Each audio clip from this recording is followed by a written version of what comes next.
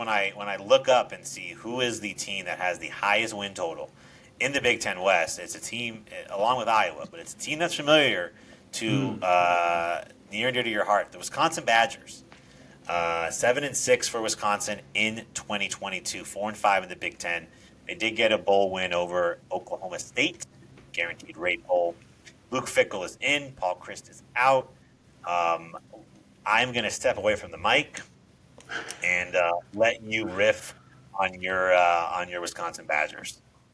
Yeah, well, I'll try to keep it short. I won't go on too many tangents because I could probably go on a 30 Yes, minute please. long pod about this team. But no, it'll be I'm very, very excited. I think the whole fan base is very, very juiced about the hire of Luke Fickell and just the stuff that they have done to help get this roster into shape. And also, as we'll go through, they have a very, very relatively favorable schedule for this season, too. But I think, obviously, you bring in Luke Fickell, he maybe makes one of the biggest or most intriguing offensive coordinator hires in bringing in Phil Longo from North Carolina. So the offense is going to look much different. They're going to have a new quarterback. Tanner Mordecai comes from SMU after really, really putting up some really nice numbers down for the Mustangs. Will fit this new offense fairly perfectly. They brought in 4 new transfer wide receivers. I think their wide receiver group is going to be actually very, very good. They might be able to play 6, 7 deep in this offense. And meanwhile, offensive line, they have the talent there. Jack Nelson at left tackle could be a potential first-round pick again this year. And it's nothing but 4 or 5 stars on that offensive line. And then you're talking about maybe one of the better running back groups in the Big Ten with Braylon Allen and Chez Mellusi. Phil Steele actually has Wisconsin as his number 1 surprise team this year, and he actually had Braylon Allen as his number 1 running back for the NFL draft in this coming year. And then defensively, I think maybe the only part of that side of the ball where I might have question marks is probably the defensive line. You lose Keanu Benton, who was just a complete stud last year. You also lost Nick Herbig, your best pass rusher. Not sure if they'll have the dudes to make that up, but also just they're fairly thin. If they have some injuries to that defensive line, I do worry there. But linebackers feel really, really good with Jordan Turner and Mumu John Meta coming back. Mumu John Meta was a second team All Big Ten last year.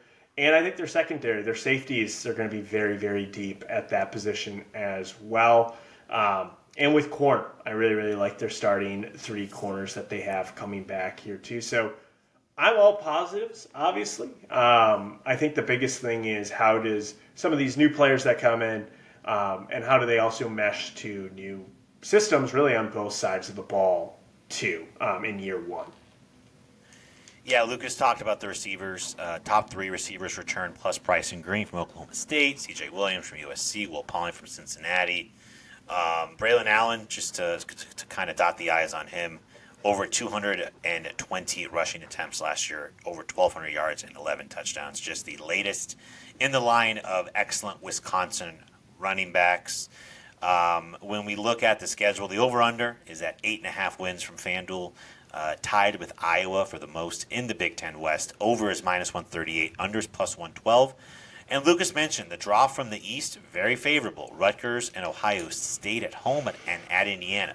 So no Penn State, no Michigan, no Maryland for Wisconsin. Non-conference games, they'll host Buffalo, host Georgia Southern. They'll go at Washington State in a return game after the Cougars beat them in Madison last year. Other Big Ten home games include Iowa, Northwestern, and Nebraska from the West. On the road, they'll go at Indiana from the East. They'll also go at Purdue, Illinois, and Minnesota. Lucas, over under 8.5 wins for the Badgers in year 1. And I should note real quick before you give your answer, each of the last 3 Wisconsin head coaches have won at least 9 games in their first year. Ooh, pretty remarkable. I like that. That is pretty crazy. So I'm going to stay in that trend. I'm going over. Yep. I think 9-3 is the absolute floor for this team. I would be very disappointed in 9-3, to be perfectly honest with you. Though I don't think it's out of the realm of possibility. But I'm over. I think it's just a manageable schedule. I think this offense will be much better. You mentioned the transfers they they brought in on offense. And it wasn't because they had bad wide receivers to begin with. Phil Longo has actually stated in interviews that he might run more 4 wide receiver sets this year than he ever did at North Carolina, which I think is shocking to hear that. Yeah.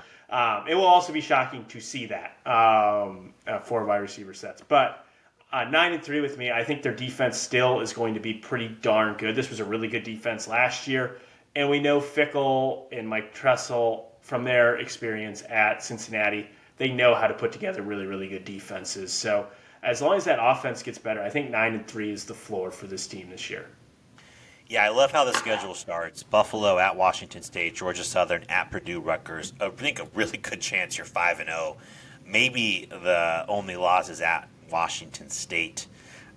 So I'm going to go over for Wisconsin as well. I think 9-3 is very doable in Luke Fickell's first year, and quite frankly, I think this is one of the teams that should win or should compete in the Big Ten West. I mean, I think right away the ceiling for Wisconsin is winning the Big Ten West, as we'll get to.